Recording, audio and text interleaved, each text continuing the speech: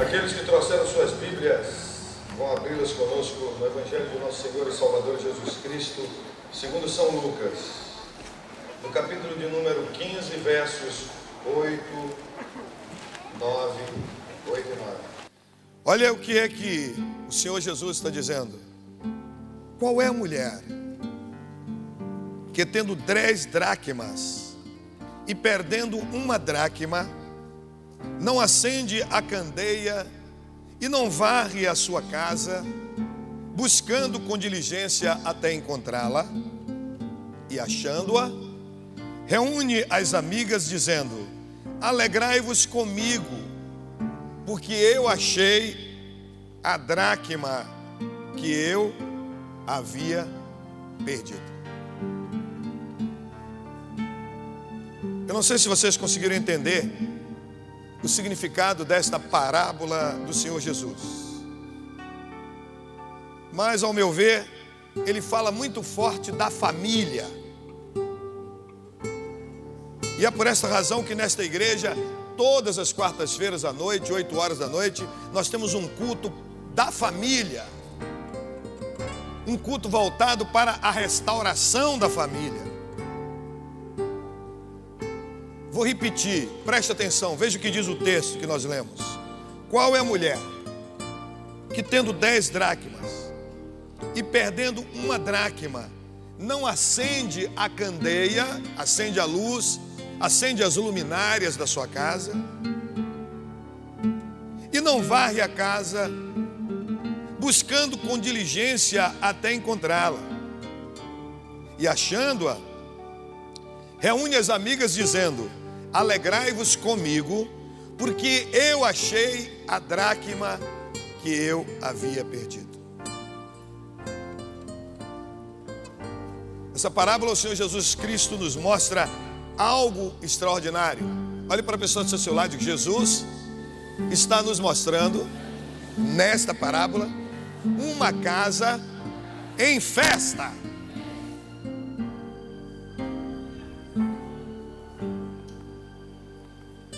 Não sei se vocês todos que aqui estão me ouvindo e me vendo ao vivo e em cores sabem o que é uma dracma. Uma dracma é a moeda de menor valor na Grécia. Desde aquele tempo do Senhor Jesus Cristo até hoje, nos nossos tempos, ainda existe dracma na Grécia. Dracma é a moeda de menor valor existente na Grécia. Ela é mais ou menos equivalente a 1 centavo de real. E no momento que Jesus está falando nesta moeda, 1 centavo de real, vem ao nosso coração algo inexpressivo. Quem é que está preocupado com 1 centavo de real? Pelo menos nós temos uma criança que está preocupada com 1 centavo de real. Talvez ela tenha aprendido nessa igreja que você juntando 1 centavo com mais um dá 2, com mais um dá 3, com mais um dá 4, chega a R$1 e daqui a pouco você está com R$10 e vai. Observem que naquela época do Senhor Jesus Cristo, os gregos já haviam conquistado o mundo através do seu líder Alexandre Magno, filho do rei Filipe da Macedônia, e tinham imposto a sua cultura, e tinham imposto a sua música, tinham imposto a sua moeda, a sua língua, o seu domínio, a sua política. E é por essa razão que se usava ainda em Israel e no mundo todo que foi conquistado por Alexandre, ainda se usava as coisas gregas como nós usamos hoje. Muitas coisas que foram hauridas pelos romanos e trazidas para nós desde a Grécia. Aquela mulher tinha realmente na sua mão 10 centavos. E ela perdeu 1 centavo. Vou repetir, uma coisa para muitos inexpressiva, sem nenhum valor.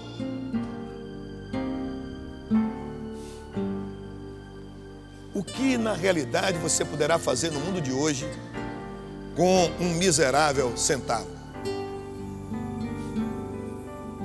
É bem capaz que aqui nesta igreja, nesta manhã, não tenha ninguém que tenha no bolso ou na bolsa um centavo.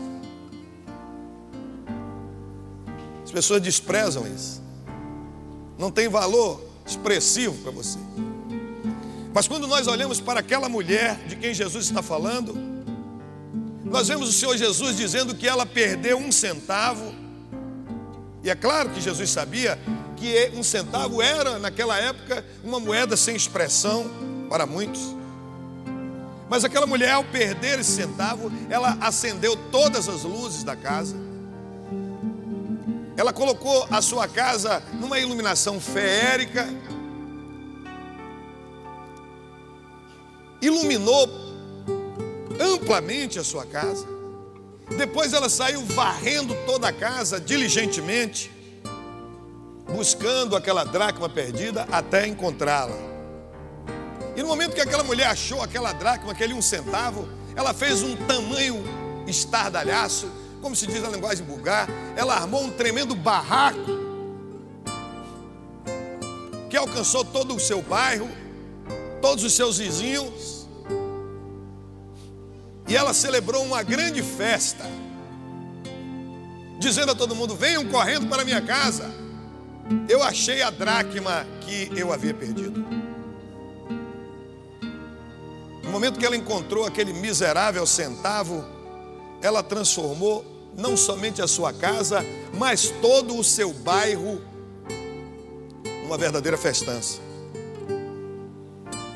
E nós estamos vendo pelo texto que nós lemos que a alegria daquela mulher por ter encontrado aquela dracma, aquele um centavo de real, era notória, era contagiante, era efusiva.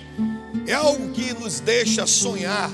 Que coisa maravilhosa, porque a coisa que enche, a alegria que enche o nosso lar e que faz com que nós celebremos e festejemos, ela afasta da nossa vida o caos, afasta a tristeza, afasta a depressão, afasta a miséria, afasta a pobreza, afasta a revolta, afasta todo e qualquer tipo de preocupação.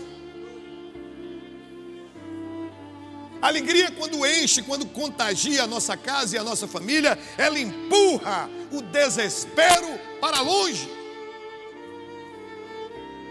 E é esse tipo de alegria que expulsa todas as lágrimas, e quaisquer que sejam as situações de desespero, de destruição, de morte, de insegurança, de incerteza, de preocupação.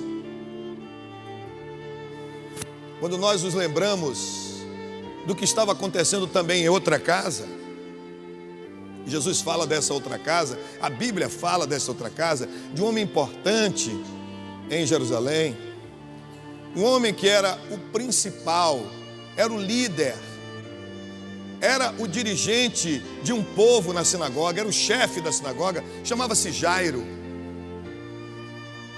E a Bíblia fala que aquele homem, apesar do seu status social, quantas pessoas que têm um status social tão grande que tem vergonha de ir na casa de Deus? Ah, não vou não, você é um tipo de gentinha que se reúne ali. Já pensou ser visto ali? É igual aquele ministro da Suprema Corte de Israel chamado Nicodemos, que foi encontrar Jesus de madrugada, porque tinha vergonha de ser visto pelas pessoas, um ministro da Suprema Corte conversando com o filho do carpinteiro. Mas Jairo, o principal dos sacerdotes, ele vai ao encontro do Senhor Jesus e ele diz assim ao Senhor Jesus: Senhor, eu gostaria que você fosse na minha casa, minha filha está doente, já levei a todos os médicos, os melhores médicos daqui, já gastei dinheiro até com médicos de outros países e minha filha não ficou curada. E o Senhor disse: mas Jairo, um momento, eu tenho alguma coisa para fazer. Sim, Senhor, mas eu não vou sair de junto de ti enquanto tu não fores da minha casa. E no momento que ele está instando, insistindo com Jesus Cristo, chegam os seus empregados e dizem assim: Jairo, não moleste mais o Senhor, a sua filha acabou de morrer.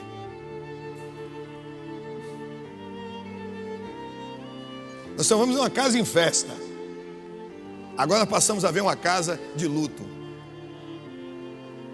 uma casa triste, uma casa desesperada, onde as pessoas estão urrando, estão berrando, onde as pessoas estão gritando, porque a alegria daquela casa, a alegria daquela família, aquela criança havia morrido.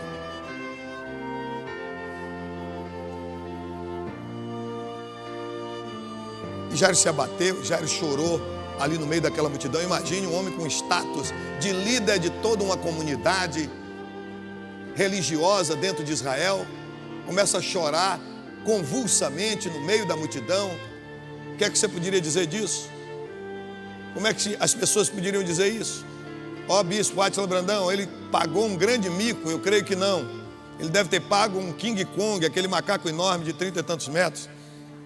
Um líder, um homem respeitado por todas as autoridades da sua terra, um dirigente da sinagoga, estava agora no meio da rua, chorando convulsamente, junto a Jesus Cristo e aquela multidão. E o Senhor Jesus o abraça e diz assim: Jairo, você não chore não, a sua filha não está morta, a sua filha apenas dormiu. Imagine. E quando Jesus chega naquela casa de Jairo, os médicos já haviam passado por lá, já haviam deixado o atestado de óbito, a criança estava morta. E a Bíblia em Lucas 1,37 diz: existe porventura alguma coisa impossível para Deus fazer? Olhe para a pessoa que está ao seu lado e diga: Jesus é Deus, Filho.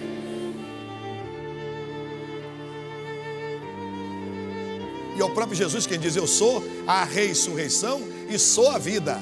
Aquele que está em mim, ainda que esteja morto, viverá. E quando ele entra na casa de Jairo, a menina estava morta lá, já pálida, rigidez cadavérica, e aquela multidão. E quando Jesus disse: cadê a menina? Essa menina está ali no quarto. Jesus disse: ela não está morta não, ela dorme. E o povo começou a zombar. Imagine, filho de um carpinteiro, um reles ignorante, chega aqui, os médicos já passaram, já deram atestado de óbito, e ele vem para cá para dizer que a menina está dormindo. E Jesus chega para aquela criança e fala em aramaico: Talita cumi, menina, levanta. E a menina se levanta do leito de morte. E ele devolve aquela criança para seus pais. E naquela casa onde havia luto, havia desespero, havia tristeza, havia lágrima, passa a ter festa.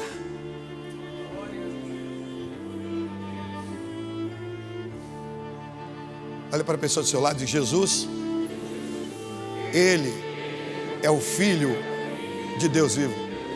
Quando Ele cruza com a morte vira vida. Quando Ele cruza com a fome vira saciedade. Quando Ele cruza com a sede, Ele mitiga a sede. Quando Ele cruza com a doença, Ele faz virar cura. E quando Ele cruza com o seu problema, Ele traz a solução.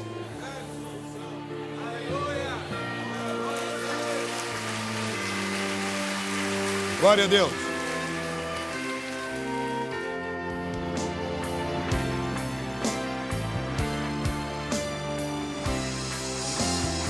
Voltemos a outra casa, a casa da mulher da dracma perdida.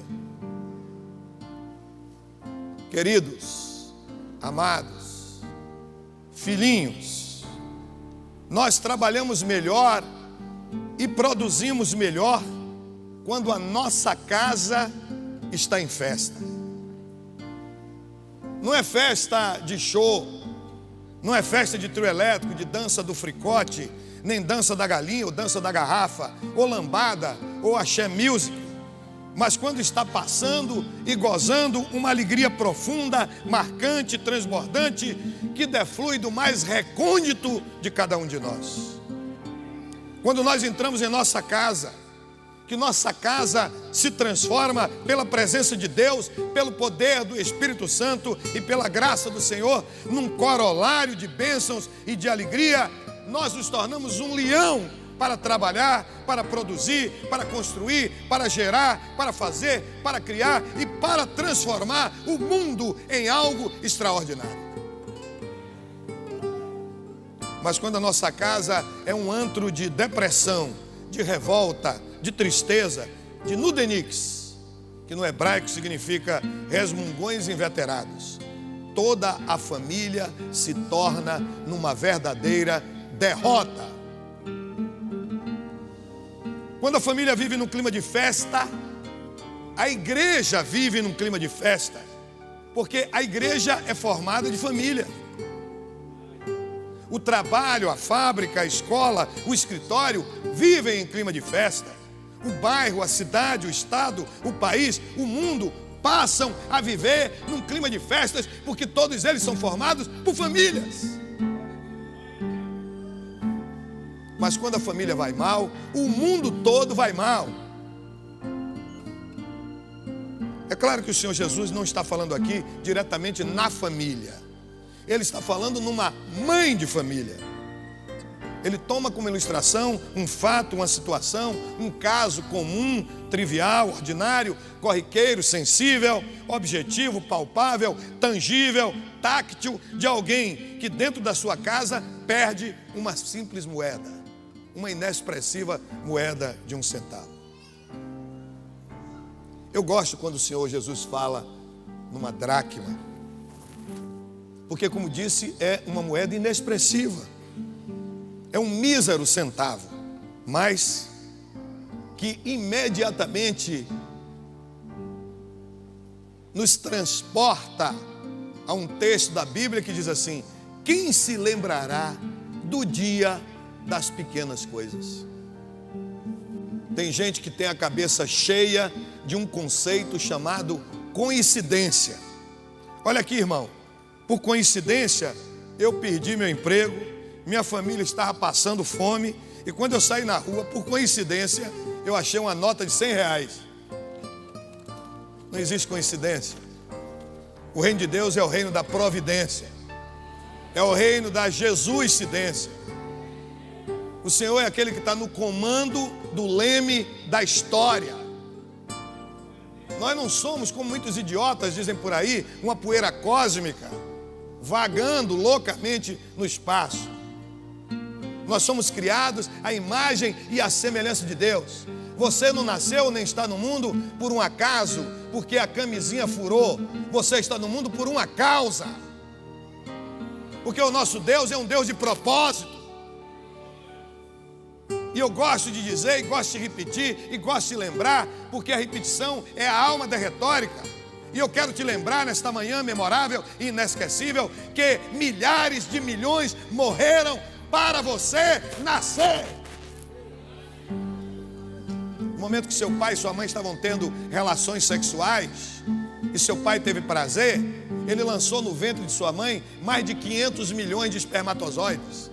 E aqueles milhões de espermatozoides começaram uma corrida terrível para ver quem chegava primeiro no útero dela. E ali estava um óvulo e ele entrava para dar origem a você. E todos os milhares de milhões morreram e só você viveu. Você é vencedor antes de ser gente.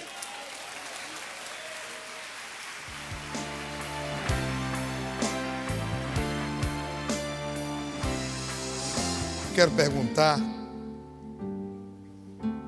a você nesta manhã, lendo este texto, observando este texto, analisando este texto, comendo este texto, me debruçando sobre este texto e vendo esta mulher fazendo uma festança que contagia toda a casa, os vizinhos, o bairro, porque achou uma dracma perdida.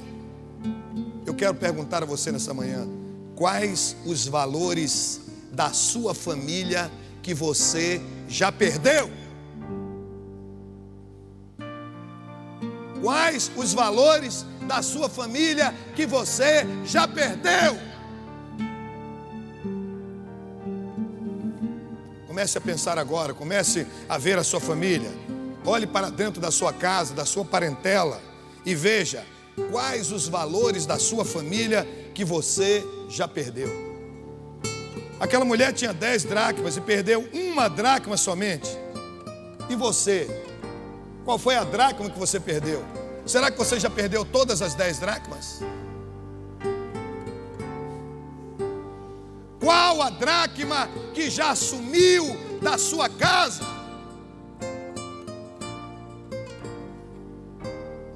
Será que foi a dracma do respeito que sumiu da sua casa? Uma família onde o marido não respeita a esposa, onde o marido berra, grita, xinga a esposa e em alguns casos até bate na sua esposa. Em outros casos é o reverso da moeda, é a mulher que impropera contra o marido, abre a sua boca para detratá-lo, para desancá-lo, para desmoralizá-lo, proferindo uma série de babuzeiras contra o seu esposo. Uma família onde os pais abrem as suas bocas para amaldiçoar os seus filhos, para maldizê-los ao invés de abençoá-los. Não se respeitam, não se prezam. Será que sumiu da sua casa a dracma do respeito? Respeitar, irmãos, é considerar o valor dos outros, é trabalhar e operar para que o outro se sinta necessário, é honrar o outro, é dar a primazia ao outro, é oferecer o melhor que você tem para o outro, de atenção, de carinho, de zelo, de respeito, é dar importância para o outro, é deixar que o outro desabafe, que o outro fale, que o outro converse, é ouvi-lo com amor, com carinho, com atenção, porque atenção é fator de interesse. Respeito é, sobretudo, participar do sonho dos outros. Será que sumiu na sua família a dracma do respeito? Será que você perdeu no seio da sua família esta moeda de troca? Porque a Bíblia diz que é dando que se recebe. Se você não respeita o seu familiar, não pode exigir dele ser respeitado. Em Colossenses 3, 20 e 21, o apóstolo São Paulo, na lucidez do Espírito Santo nele fluindo, diz: filhos, em tudo obedecei a vossos pais, pois fazê-lo é grato diante do Senhor. Pais, não irriteis a vossos filhos, para que eles não fiquem desanimados. O marido e a mulher, irmãos, também precisam dessa dracma, especialmente o marido e a mulher. As colunas do lar, os sustentáculos do lar, precisam da dracma do respeito. Veja o que diz a Bíblia em relação a isto: marido, vós igualmente vivei a vida comum do lar, com discernimento, e tendo respeito para com a vossa mulher, como parte mais frágil, tratai-a com dignidade e com honra. E diz ainda: mulheres, sede vós igualmente submissas a vossos próprios maridos, para que, se alguns deles ainda não são crentes, ainda não obedecem à palavra, sejam ganhos sem nenhuma palavra por meio do seu proceder, do seu exemplo, da sua postura como esposa. 1 de Pedro 3, 7, 1. Irmãos, quanta gente egoísta nos lares, vivendo a sua própria vida, importando-se única e exclusivamente consigo mesmo. Cristo, com seu tremendo, veraz e profundo exemplo de renúncia no Calvário, nos convida a repartir. É dele a ordem, Lucas 6,38. Olhe para a pessoa do seu lado e diga: é de Jesus esta ordem, em Lucas 6,38. É dando que se recebe.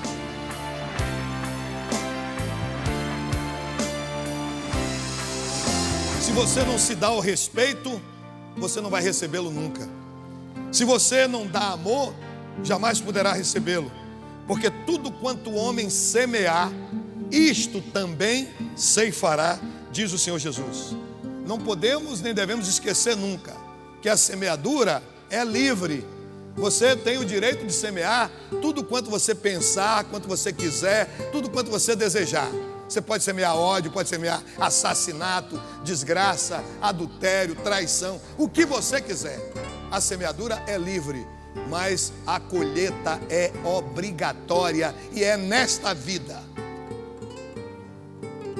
Tudo quanto o homem semear, isto também ceifará. Você vai ter que colher o que você plantou aqui mesmo. Não vai ter negócio de reencarnação, de morrer para voltar, não. É aqui.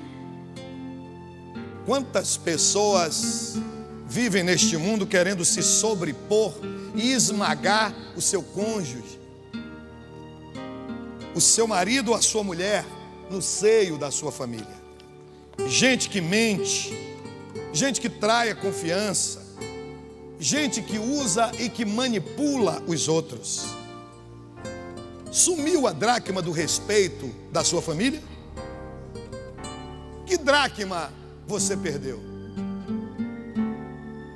Será que você perdeu a dracma do carinho? O carinho, meus amados, é uma das manifestações mais lindas e mais profundas do verdadeiro amor.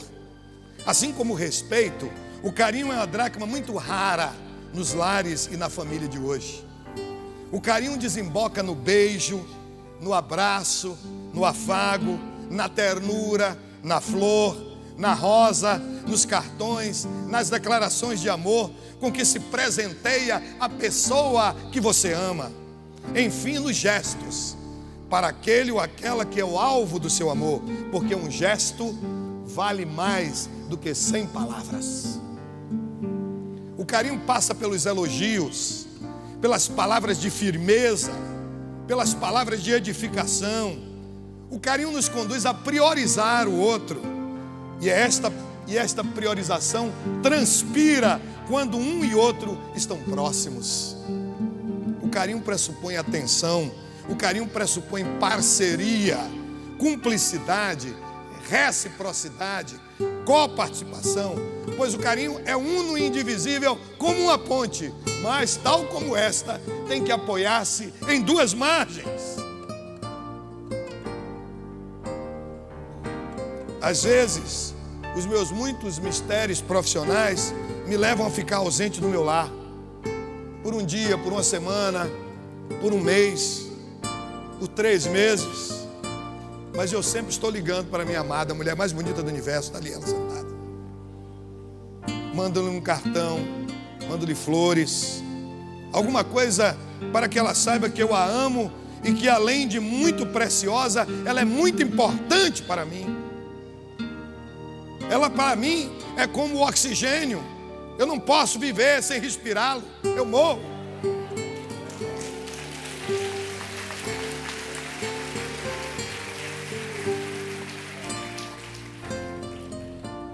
No texto que nós lemos, chamando-nos a atenção para o tratamento com a esposa e para o tratamento da esposa com o esposo, foi escrito pelo apóstolo São Pedro, que não só entendia de família, mas também entendia muito de casamento, porque ele era casado.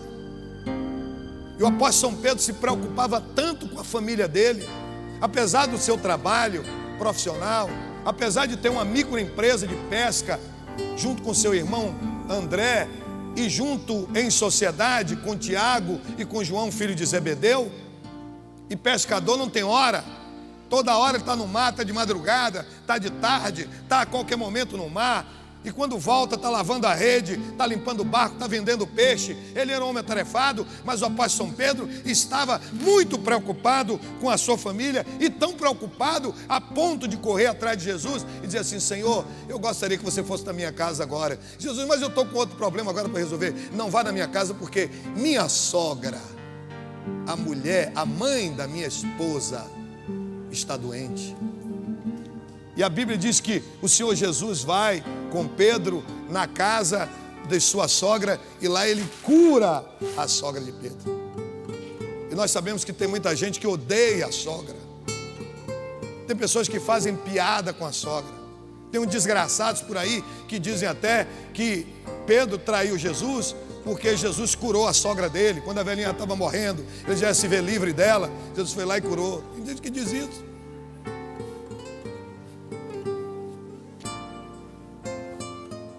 Mas a sogra é uma grande preciosidade. Porque se não for a sogra, você não teria o privilégio e o prazer de ter ao seu lado uma mulher muito especial, que é filha da sua sogra. Ame a sua sogra.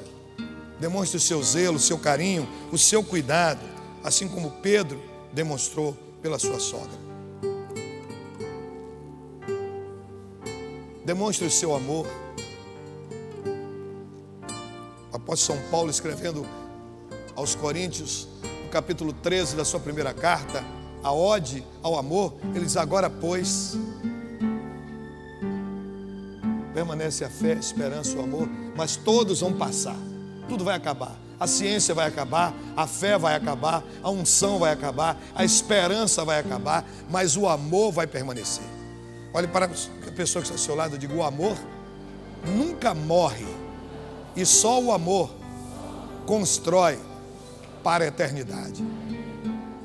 O apóstolo São Pedro era um grande especialista em família, em sogra e em filho. E é ele quem assegura em 1 de Pedro 3:8-9: finalmente, sede todos de igual ânimo, compadecidos, fraternalmente amigos, misericordiosos, humildes, não pagando mal por mal ou injúria por injúria, antes, pelo contrário, bem dizendo, pois para isto mesmo vós fostes chamados.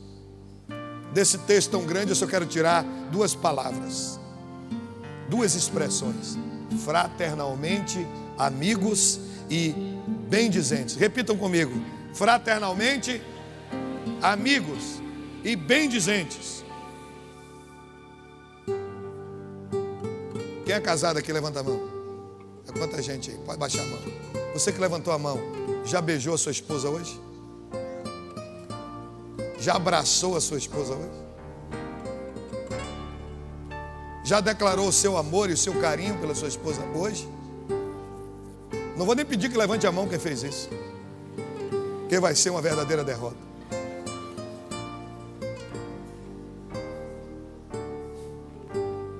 Fraternalmente amigos e bendizentes. Ele está dizendo, viu, que o que importa é você ser um amigo fraternal. A palavra fraterno significa irmão. E a Bíblia diz que tem amigos que são mais chegados do que o irmão. O que significa dizer isso? Que muitas vezes, quando você abriu os olhos para a vida, já tinha um irmão na sua casa, você não pediu para ele nascer, você não convidou ele para vir para a sua casa. E muitas vezes o irmão é inimigo do outro. Não se dão. Mas amigo é diferente. Irmão é pelo vínculo consanguíneo, lhe é imposto. Mas amigo é você que escolhe, você que elege. Não é pelo vínculo do sangue, não. É pelo vínculo do coração. E a Bíblia diz: sobre tudo que se deve guardar, guarda o teu coração, porque dele procedem as saídas da vida. E a Bíblia diz que existe amigo mais chegados que o irmão. Amigo é aquela pessoa com quem você tem o privilégio, a capacidade de pensar alto na presença dele. É a pessoa que você compartilha os seus segredos, as coisas escondidas da sua vida, que você pode chegar e contar com ele, sabe que ele tem confiança em você e você tem nele, que ele não vai sair por aí espalhando. Amigo é isso. Amigo é coisa tão séria que Jesus Cristo disse assim: eu não vos chamei empregados, servos, mas eu vos chamei amigos, porque tudo quanto eu trouxe de meu Pai, eu contei para vocês.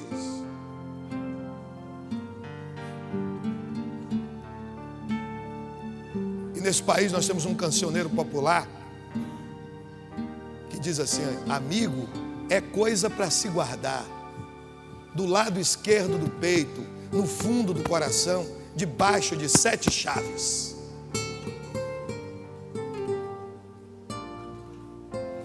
Sede fraternalmente amigos. Ele está mandando que você seja amigo da sua esposa, amigo do seu filho, amigo da sua sogra, amigo da sua família. Seja amigo.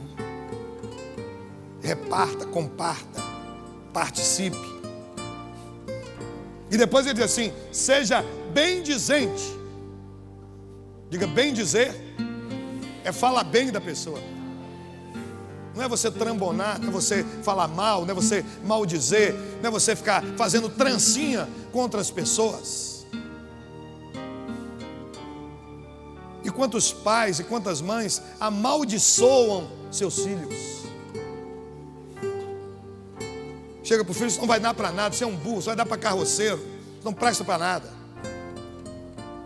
E quando eles fazem isso, o diabo homologa, assina, carimba e vai fazer no futuro. E quando você procurar seu filho, ele vai estar na penitenciária, vai estar fumando maconha, vai ser traficante, porque você que tem autoridade sobre ele, porque você que gerou, que trouxe ele à vida, que concebeu, você está amaldiçoando a vida e o futuro do seu filho.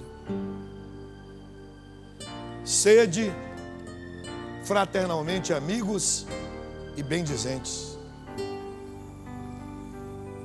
Será que sumiu da sua casa a dracma do carinho. O carinho te impulsiona a não somente ser cúmplice, ser parceiro do seu marido, da sua esposa, mas sobretudo ser fraternal, profunda e entranhavelmente amigo.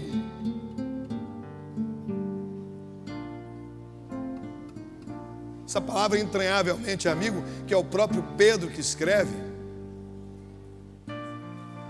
Amai-vos entranhavelmente, vem do grego, do Novo Testamento. É a palavra esplagma. Esplagma significa aquilo que está dentro das tripas. Ele está dizendo para você amar a pessoa com amor agape, um amor incondicional, entranhável. Você não tem que amar as pessoas valorando as pessoas. Como é que eu posso amar um desgraçado, um miserável, um cara que só faz mal? Está mandando que você ame incondicionalmente, apesar de maneira entranhável, esplagma. Esse amor está arraigado dentro das suas tripas, no seu interior. A Bíblia diz que Deus colocou em mim o amor incondicional que está nele, porque Deus é amor. E de maneira esplagma, entranhável, esse amor está dentro das minhas tripas. Para eu te passar a odiar, porque você me maltratou, você me ofendeu, eu tenho que fazer o que os guerreiros samurai faziam. Eu tenho que sentar assim no lugar, pegar um punhal, meter aqui na minha barriga, rasgar a barriga e botar as tripas para fora. Aí o amor que está nas minhas tripas vai sair. Aí eu vou passar a odiar você. Mas enquanto eu não me estripar, eu tenho que amá-lo incondicionalmente, porque esse amor é entranhável, é esplagma.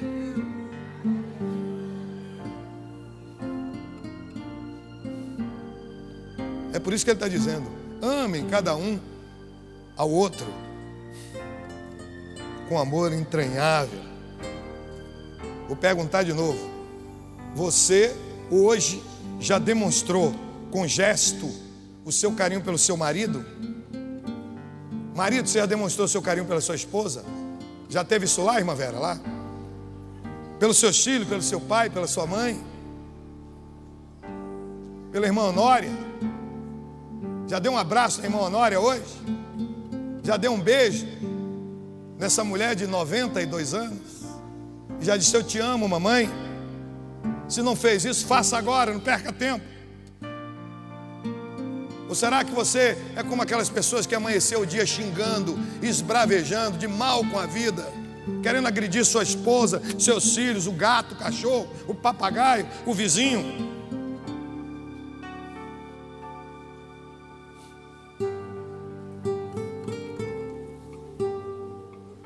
Será que sumiu da sua casa a dracma do culto doméstico?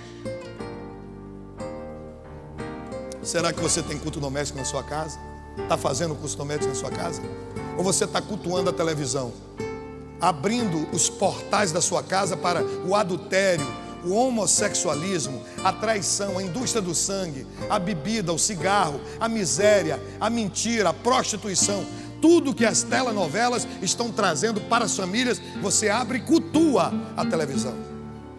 Quem sabe você está em casa assistindo o Jornal Nacional ou lendo o jornal de sua preferência e seu filho ou seu neto ou sua filha ou sua mulher se aproxima de você e você grita: estou assistindo o Jornal Nacional, estou lendo meu jornal, venha daqui a pouco. E no outro dia seu filho vai ver que aquele jornal que para você é tão importante está dentro da lata do lixo. Então ele vai crescer sabendo que ele não vale nada para você. E mais tarde ele vai fazer com você o que muitos filhos estão fazendo com seus pais hoje, colocando os pais nos depósitos de sucata da vida, nos abrigos de velhos.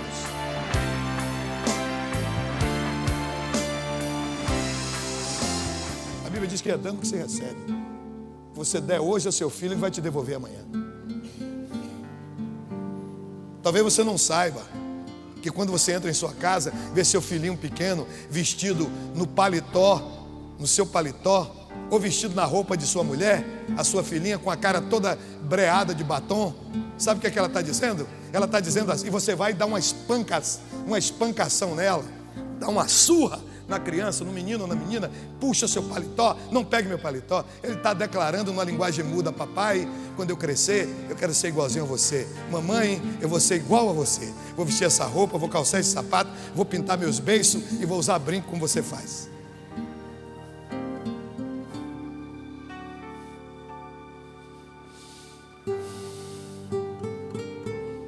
Tem gente que quando se fala em culto doméstico, assim, isso é coisa do passado mesmo. Isso é coisa do tempo que mamute andava na terra. Isso não se usa mais.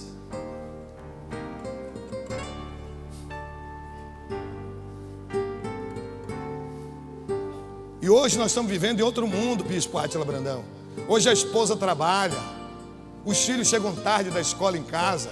E quando a esposa chega em casa, procura a empregada não dorme em casa. Já foi embora, a esposa tem que lavar os pratos, tem que correr, não tem tempo para culto doméstico. Se você não tem tempo para Deus, Deus não tem tempo para você. Ele diz: achegai-vos a mim e eu me achegarei a vós.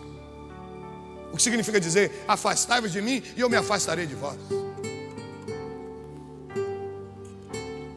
Será que você perdeu a dracma do culto doméstico? Uma das coisas que mais me impactaram na Bíblia é lendo a história de um homem milionário no livro mais antigo da Bíblia. Um homem milionário chamado Jó. Ele tinha uma família, tinha mulher e tinha filhos. E a Bíblia diz que Jó diariamente fazia um culto doméstico. Reunia toda a família e fazia um sacrifício a Deus, porque no dia anterior teve festa e poderia ser que um dos filhos dele, alegre na festa, fizesse alguma coisa que entristeceu o coração de Deus. Um homem milionário celebrando o culto doméstico. Será que você perdeu a dracma do diálogo? Diálogo vem de duas palavras, ou melhor, de um prefixo e de uma palavra na língua grega, a língua do Novo Testamento, diamas logos, que significa através do conhecimento. Outro dia o irmão veio dizer: bispo, eu não paro de trabalhar. Às vezes eu chego em casa, meus filhos estão dormindo, minha mulher está dormindo, e quando eu saio, eles estão ainda dormindo. Porque você está fazendo isso para quê? Eu estou fazendo isso, bispo, para dar a meus filhos aquilo que eu não tive. Eu digo: você é um grande idiota. Você tem que dar aos seus filhos aquilo que você teve: amor, carinho, tempo. Sair, pegar na mão deles, vê-los crescer, acompanhar a sua trajetória e a sua história. Não pense que seu filho é um cachorro que você compra a ração e bota lá dentro de uma bacia de água e deixa ele crescer por si mesmo.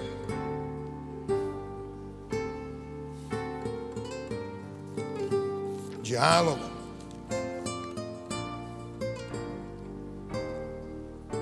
Será que sumiu da sua casa a dracma da primazia de Jesus? Jesus disse: se você amar mais a sua mulher, seus filhos, sua loja, seu negócio, seu carro, qualquer coisa mais do que a mim, você não é digno de mim. A Bíblia diz: buscar em primeiro lugar o reino de Deus e a justiça de Deus, e todas as outras coisas vos serão acrescentadas.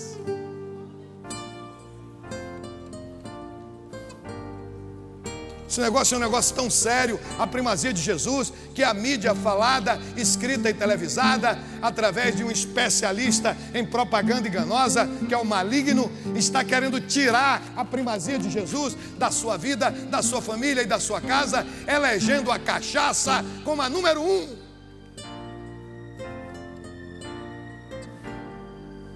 Olha para a pessoa que está ao seu lado e diga: número 1 não é a cachaça, não é a cerveja. Número 1 é Jesus.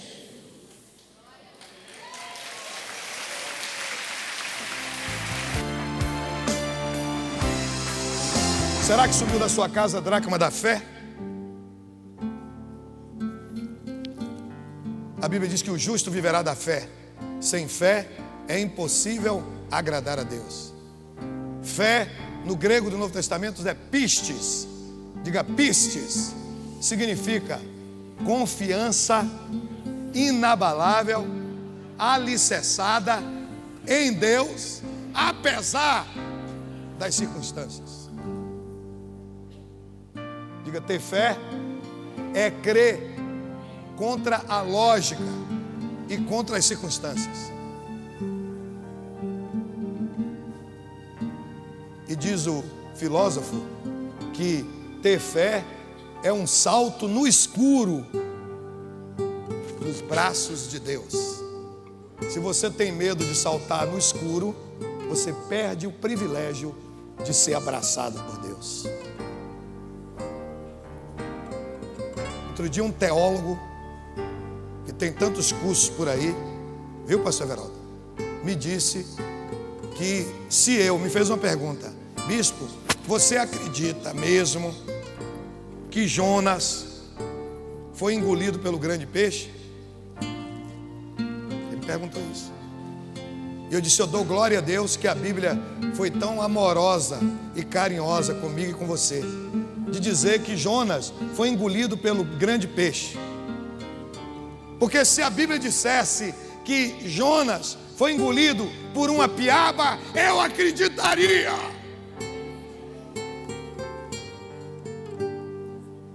Se ela dissesse que foi Jonas que engoliu o grande peixe, eu acreditaria também, porque eu sei em quem tenho crido e estou bem certo de que Ele é poderoso.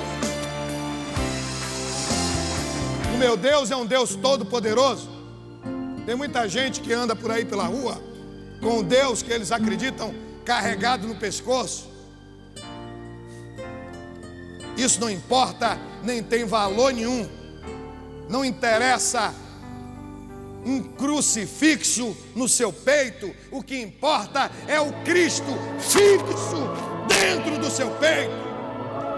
Não importa que você conheça a história de Jesus. O que é importante é que você conheça o Jesus da história. Não interessa que você conheça a palavra de Deus. É importante você conhecer o Deus da palavra. Não importa que você conheça os milagres do Senhor, você tem que ter intimidade com o Senhor dos milagres.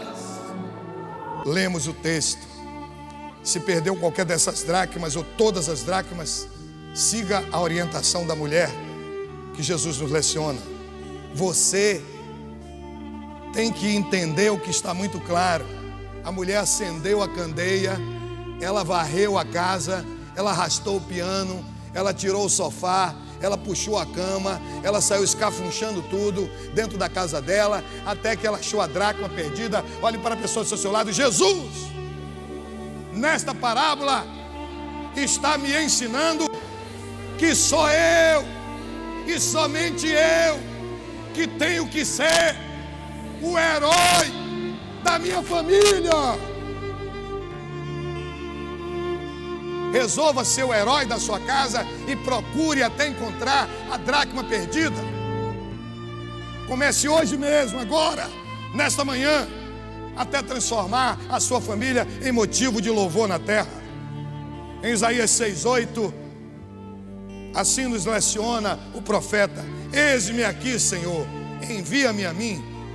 Sou eu, é você quem o Senhor quer usar para restaurar a sua família. Valorize os pequenos detalhes da sua casa. Uma moeda inexpressiva, às vezes uma falta de diálogo, uma coisa pequena. Não pense que o divórcio, que a separação começa na mesma hora ou cai de paraquedas na sua casa. É quando você não preza esses pequenos momentos, essas coisas pequenas, aquilo vai se acumulando e vai crescendo e se agigantando e desemboca na separação. Valorize os pequenos detalhes da sua vida familiar. Ela tinha 10 dracmas, perdeu uma, mas valorizou aquela pequena coisa até encontrá-la e até trazer à sua mão.